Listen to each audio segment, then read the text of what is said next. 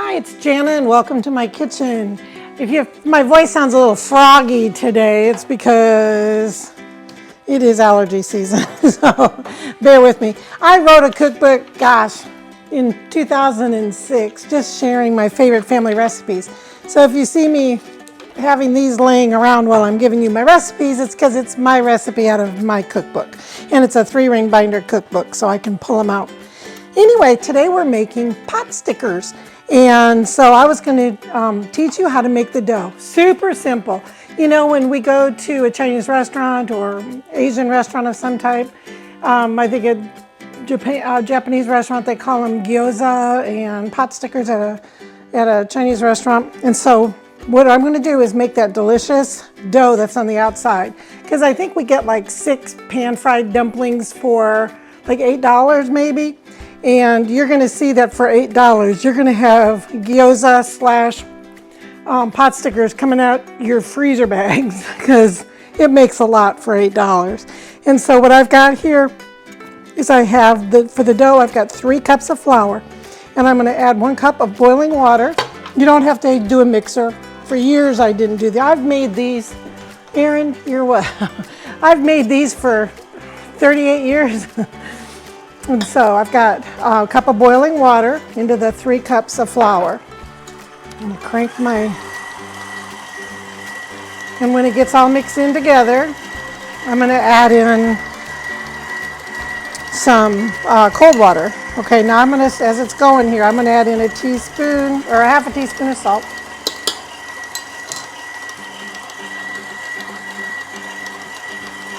And get that, start pulling down off the sides because it's going to be a real dry dough here until I add this rest of this water. Because what you do is you mix it and then you knead it and then you let it set for about 15-20 minutes, half hour, whatever, because the more you let it set, you can see it's starting to pull together now. And then the gluten's going to begin to develop too when we let it set. And that's going to make it stretchier for making those dumplings. You're going to see it. So don't be alarmed when it seems super dry at first. Just let it go. Like I said, even if you don't have a mixer, and you're doing it with a spoon at first, just be patient. Because it's going to start to create a thicker dough. There it is. It's starting to pull together. See? Even before adding the other 3rd cup of water. Now I'm starting to pull together. I'm going to add a 3rd cup of water, which is going to make it kind of pull apart, but then it's going to, even if you're doing it by hand, it'll start to pull it together. I'm going to have to get a spatula, spoon here.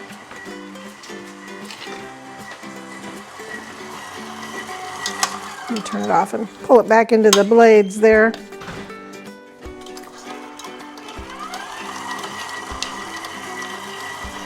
And as this starts, it looks like it's never going to work, like it's never going to pull together. And you'll be surprised it's going to. And become a nice, heavy dough. It's not like a bread, well, I mean, it's similar to a bread dough, but it doesn't have any yeast or leavening in it at all. We're just making something to hold the delicious pork.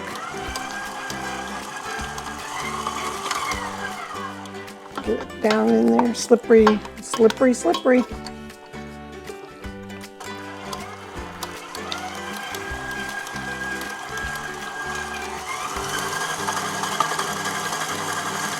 This isn't a real big batch for this big mixer, and so that's why if I had a smaller mixer, it would be easier to grab it.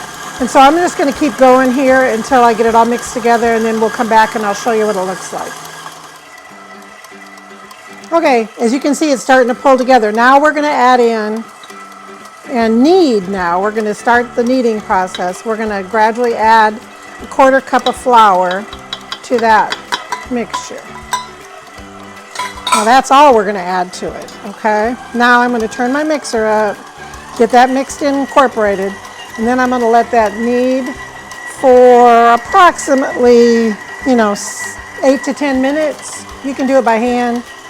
It's a good way to build your biceps. And if you're using a mixer, you can turn it off and just keep pushing that dough into the hook. Like I said, if I used a smaller mixer, then it wouldn't have been like that. But I got my big bowl on here today because I'm going to knead it for so long. And so I'm going to come back in about 8 to 10 minutes when this is all kneaded, and we're going to show you, and then we're going to let it rest. Okay, you can see now all the dough is pulled off from the sides, and I hadn't put anything on the bowl. I didn't put Pam on it. Sometimes with doughs I'll put Pam on the side or grease the bowl first before even adding my first initial flour, but I didn't do that because I know it's really important for the dough to completely pull away from the sides of the bowl, because then you know you're getting closer. So all that's in here total is the 3 1/4 cups of flour and a cup of boiling water, half teaspoon of salt, and then we added another 1/3 cup of cold water. And so that's all this is. And now it's going to knead like this. I'm going to hold it because it's kind of doing a little hoochie coochie dance there. So I'm just going to stand here for 8 to 10 minutes for this to get all mixed together and kneaded, and then we're going to let it rest for 15 to 20 minutes. And when you see me the next time, I'm going to be over on the other side here, and I'm going to show you how to prepare the meat that goes on the inside while the dumpling dough is resting. This is very simple. It's kind of fun to do on a rainy day or snowy day, or when it's too hot to play outside. But we'll be back in just a few minutes. Okay, welcome back. It has been 10 minutes, and now I'm going to shut off my mixer. I'm going to take the blade out. See, that's a heavy dough right there. Just like that. Put that in the sink. So I've got a nice heavy dough right there. I'm going to leave it in that same bowl, and I'm going to put a towel right on top of the dough. And we're going to let it, quote, quote, rest for about 20 minutes or until I get to it. So it'll be just fine. And so now we're going to switch over, and I'm going to show you how to prepare the filling. Okay, for the filling, in your meat department at your local grocery store, you'll probably just find a 1-pound package of ground pork. You don't want it to be sausage, you just want ground pork. That's it. Just buy a package, and that'll make 2 of these batches, just so you know. And I don't think I've ever made since I had a family, I guess I haven't made just a regular batch. I always at least double it because we like them, and you can put them in the freezer and cook them when it's easy if you have leftovers. So anyway, here I have, if you want to save money, because that's about $4.99 a pound to buy the ground pork right now. And so here's a way you can save money if you have a food processor or a meat grinder. And if your mixer has an attachment for a meat grinder, that's another way, if you've already got that, you can save money. But this is pork shoulder country style ribs, boneless pork, okay? And so it is $3.79 a pound this week at our store. And it's got fat in it, but you want it to have a little bit of fat, but if you don't want it to have this much, you can trim it off. And then I'm going to put it in my food processor. I always feel in case they skipped a bone. That's just a habit, because I don't want it to be ground up in my food, and I don't want to ruin my blade, because those pork bones are hard. And then another way you can save money, I had my daughter do both of these so that I could show you. Look at this big thing. This is a 7-pound pork shoulder Boston butt roast. And for this huge piece of meat, it's $15.50. Can you begin to imagine how many pot stickers you're going to have with $15? And for 6 of them, you pay 6 dumplings, you pay about $7-8 for just, as an appetizer at a restaurant. So this is probably gonna make hundreds right here. And so this is $1 for the pork butt this week. It's $1.99 a pound. And so that is really good. The does have a bone in it. You can buy boneless roasts, but they'll be a little bit more money because you're not paying for the bone. And so there's a little bone here. And you just have to cut around it. You just can feel it where the bone is. And you just follow around. Don't cut yourself. Just follow where the bone is. You can feel it in there.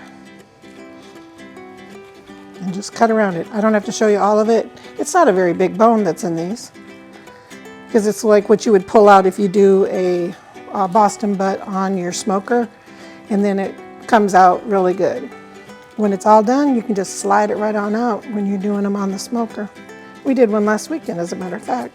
So I'm not going to bore you with that. It's just about out, but I don't want to take any more time. And then I just go like this. There's a piece of meat. I take it, I put it in my food processor, okay? I don't want my food processor to have grease on it, okay? And then I pop the lid on, and I do have the cutting, chopping blade on there. Make sure it's already done. Turn it on, right there. Now watch how fast this is. And if this one is a 14 cup, I think. Yep, 14 cup. And so,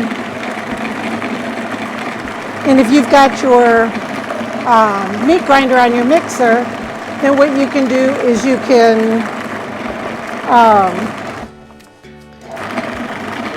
can put it through on the big one first, the big grind, and then put it back through on the smaller grind. My husband got me this upgraded model for Christmas this last year, and I absolutely love it.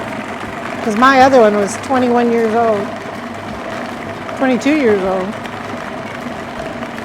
There. And look at this. I have beautiful ground pork. And instead of paying $5 a pound for it, it's between $1.99 and $3.79, whatever. And so if you don't have a meat grinder or one of these, that really will save you a lot of money in the end. And for my recipe, I've got it on ounces. I'm going to go ahead and show you, because that's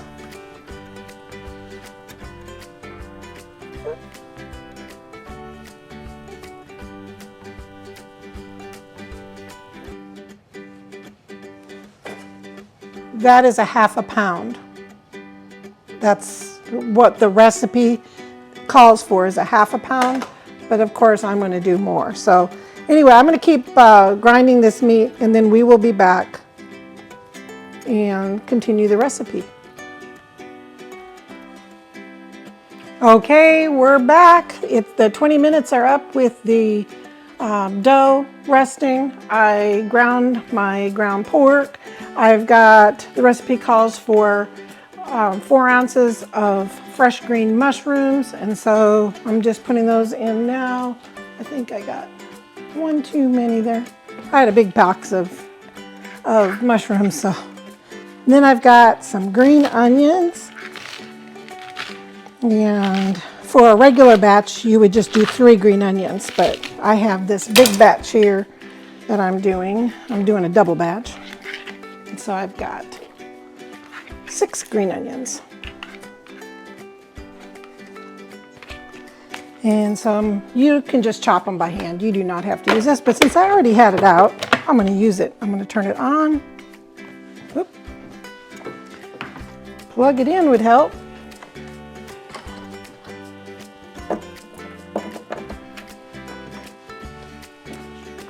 And so I got it on pulse. I don't want to liquefy it, so I'm just pulsing it through.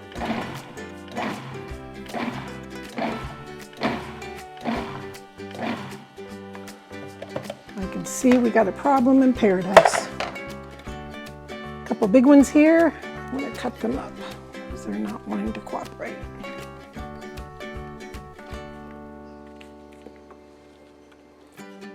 Watch, those blades are very sharp if you use a food processor.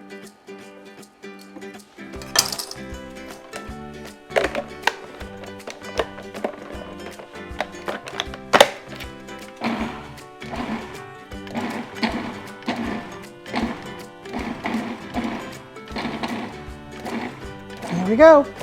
That's just where I want it to be. If there's a big chunk in there, I'll pull it out and hand chop it.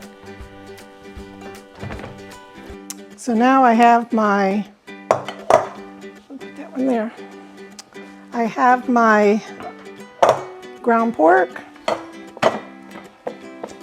Grab a spatula. Got my green onions.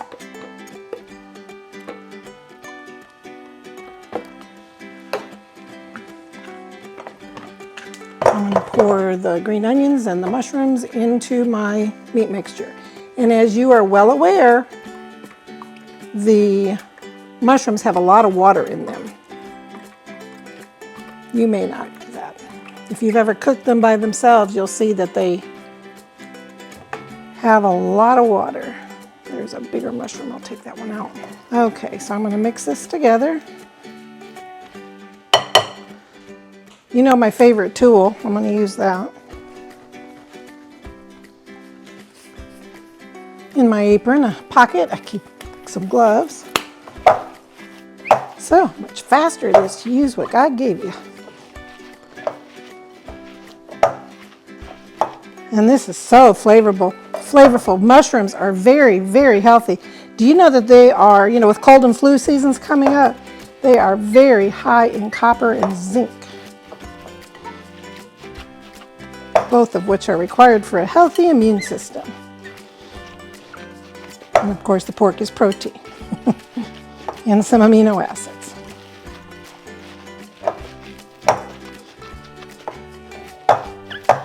Okay,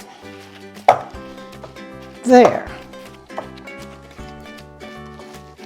So now we're going to use some soy sauce. And I've got a 2 tablespoon. Here we go.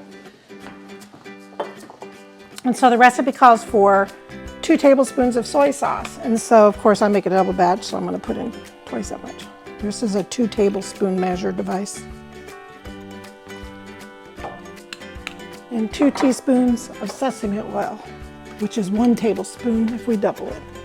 So I'm going to use half of this, of the sesame oil.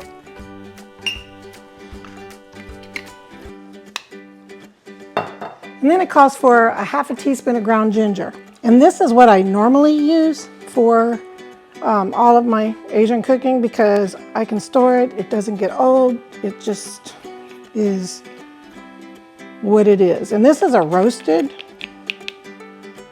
And I also like the fact that it's kind of the same every time, so I kind of know. Also, you can put in ginger paste. And this is kind of convenient too, you don't have to go through the grating. I'm just going to add a little bit of that. Whatever, and you can buy the fresh, you know, pieces of ginger and cut off what you need and grate it. And then the good part of that is you can put it in a Ziploc bag or wrap it in plastic wrap and put it in your freezer. And then anytime you need it, just to pull it out and do that. So now we've got everything that we need for these pot stickers. Everything's now in there. If you want to, you can add some white pepper, would be another one. Because we already have our salt in here with the soy sauce. And if you want to know if you like the filling before you go to all the work of making the pot stickers, if it needs more salt or if you need more ginger to your liking, whatever, you can take a fry pan and you can make a tiny little hamburger patty. And it's part of a big mushroom. And fry it in the skillet and then let it cool and taste it and see if you like the flavor. And then add or subtract. There you go. So now I'm going to set up and we're going to get ready to make some of the pot sticker gyoza. Okay, welcome back, and we are getting ready to make the first dumpling. And it's a good idea to keep your dough covered up so it doesn't dry out. And so I've got making a ball, smaller than a golf ball. And if you have a scale, it's about 0.88 or 0.9, ounces. And there's many methods you can do. You can push it out like that. You can use a rolling pin. I always use something to make it round to start with.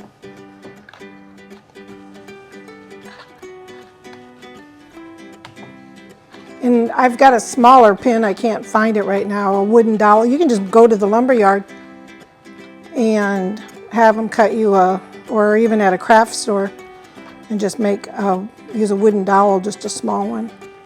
I don't know where mine is. Or something that's small and round that you might already have. And you want it to be about 1/8 of an inch thick, just like that. Put it in the dumpling maker. You do not need a dumpling maker. I'll just show you how to do it. If you do, you can buy these, I think, even at a Dollar Tree store or somewhere, Walmart maybe. Now this part's important. You don't want to overfill it because it won't close right. And you can just put about a little more than smaller than a tablespoon, because watch what's going to happen here. It's going to squeeze together just like that.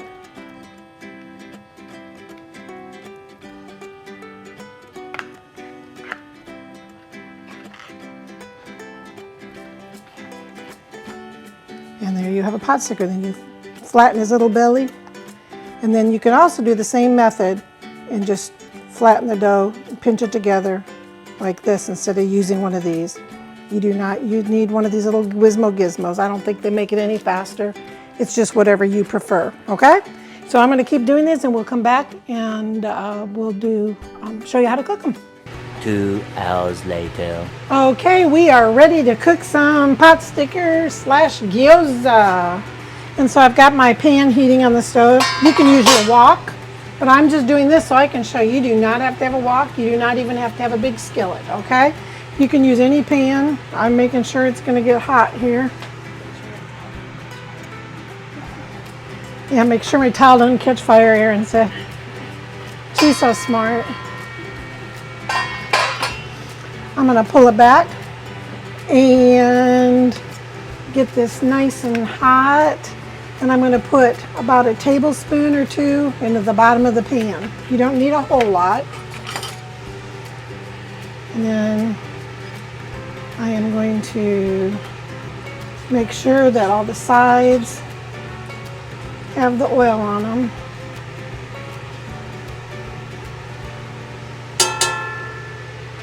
There we go. And here are our dumplings, and we're going to put those in the pan. We kept a towel over them. And they are going to kind of stick. The oil's in there, but they are going to stick. That's why they're called Potstickers.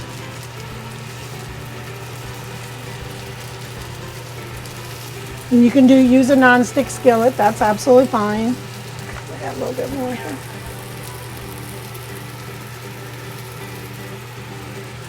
You don't want them swimming because we're going to be adding water here in just a second.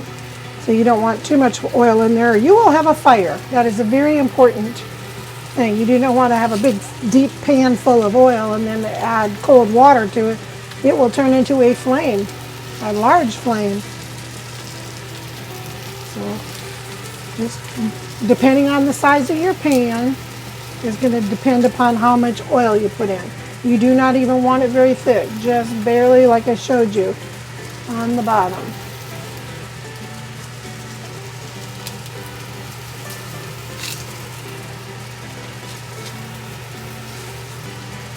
You don't want them really, see, look how fast they're getting brown on the bottom. You can move them once they've got that brown on the bottom. I'm going to make room for this other one over here so we can get them all in at once. You don't want to burn them. I'm going to turn my fire down again. Once your skillet's hot, you can move them around. Okay, get that out of the way. We don't want to burn them. They're nice and brown. Be very careful. Now I'm going to do with a part where you have to have a lid. And I'm going to put it Just like that.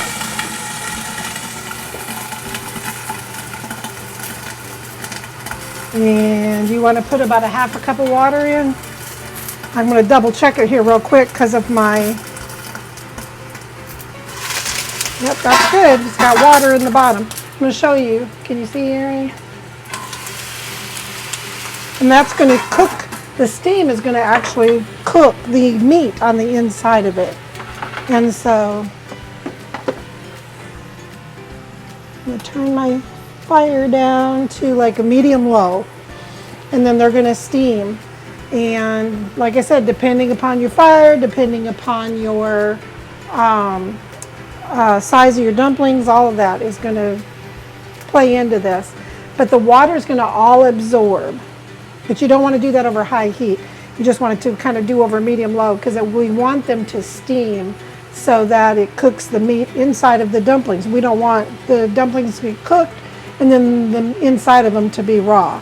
And so that's why they're called pot stickers, because they stick to the pot and then you steam them, and then we're going to remove the lid once the meat is cooked. We're going to remove the lid and make sure all of the moisture is absorbed. And then, because we're also cooking like a noodle, you're cooking the dumpling part of it, which is like a pasta almost. And so that all has to happen here, and it's not going to take very long, maybe 10 minutes. Maybe 7 minutes, all depends upon all of those factors. We can peek once in a while, but you don't want to keep peeking, or the steam's going to come out instead of cooking the dumplings. We'll be back in just a couple minutes. All right, we're back. We're going to check these. Always keep your face back because this is steam. Remember, steam burns just like fire. So I'm going to... Erin, can you zoom in on that a little bit and show how the water has absorbed? By the way, I did check them after about a minute or two to see how the water was, because I knew that the dumpling itself would not have been cooked that quickly, and so I did have to add a little bit more water into my pan. And so, see, this side's all dried up. This side has a little moisture left in it, so now we're going to let them off, or keep the fire low. I'm going to still keep them cooking we're going to get all that water absorbed here. I might turn my fire up just a little now. I had turned it way down. And then we're going to get these pulled out once that water is absorbed. See, look at on the bottom. They're not burned, they're not anything. They're just perfectly steamed pot stickers. So I'm just going to let them go for a few minutes here, and then we're going to start taking them off. Because we're going to watch the bottoms of them really close, because we don't want the bottoms to burn. Like this one is perfect. Lovely. Erin, can you see that one?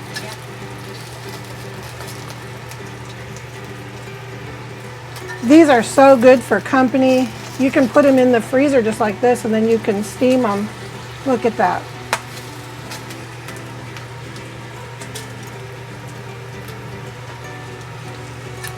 Or I can put them in, if you have enough room in your freezer, to lay them out flat on a parchment covered sheet and let them freeze, and then after they're frozen, to put them into a Ziploc bag for, you know, longer term storage. Ooh, those are beautiful. Pot stickers. And if it's really stuck, I would probably add a little bit more water and steam it off. And so we'll be back in just a second. I'm going to get these out of here. Okay, we're back. I let it cool off for just a minute. Got my little chopsticks here. I've got some, it's called garlic chili soy sauce, which I like to put on my dumplings. You can put soy sauce, you can make your marinade, whatever you like on yours. I am going to have a recipe in the description box for the make your own dipping sauce. And so I'm going to taste this. I don't do a lot of tasting on camera, but I am going to taste this. Do you hear that? That was some steam. Thank goodness it didn't go towards my lip. Oh my gosh, that sauce is so good. That is a perfectly cooked pot sticker. I absolutely love it. My husband's at the gym right now. When he gets home, he's going to be diving into these. I've got my pan heating up, and I'm going to show you how to do the other shaped steamed ones. And we'll be back in just a minute.